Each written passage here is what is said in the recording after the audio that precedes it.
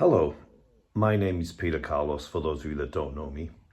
And I've tried many versions of this, and I'm making this video to help people out that have lost a child.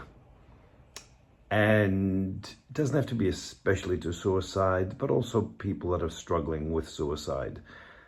And if you haven't experienced any of those things, you will not understand why I'm making this video. But I'll tell you why. I'm in our house. This is the house that we lost our daughter in. And I'm sitting in the hallway, in the foyer. It's a hallway, actually. And I remember sitting right here, right at this spot. It was probably like a few days after she died. And I received a phone call from someone. I don't know if I heard this person's voice. I may remember it, but I don't have a clue who they were. It was like a friend of a friend of a friend. And they called me and they said to me, I lost my brother 7 years ago, and you'll get through it. And I still remember her voice. I could tell she was a smoker. I could hear her smoking, and she had this frail voice. But that moment, it was like someone showed me a pathway. Like someone said to me, hey, there's a journey here, and be aware of this, and be aware of that, and this will happen, and that will happen. And knowing that helped me get through those moments when I encountered them. It's like, this is what they were saying. It wasn't such a big shock. I also remember when she said, my brother died 7 years ago, my brain went, what? 7 years from now, I'll be fine. I'll be able to deal with this. And since then, I've met people that have lost their child 20, 30 plus years, and they still cry every day. And once again, if you haven't lived it, it's very hard to understand this. I without making a joke, I tell people it's like trying to explain what sex is like to someone that's never had sex. So this is just, let's call it an introductory video. I would like you to share this with people that have lost a child. In the hopes that it helps them out, I would like you to share this with people that have suicidal thoughts, because I can tell them what suicide does to people, to the people left behind.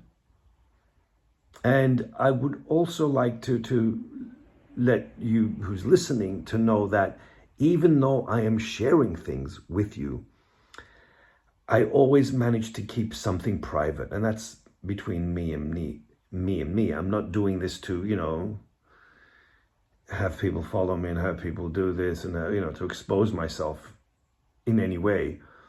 I'm doing this to help others. And a lot of people that lose children do this to help others.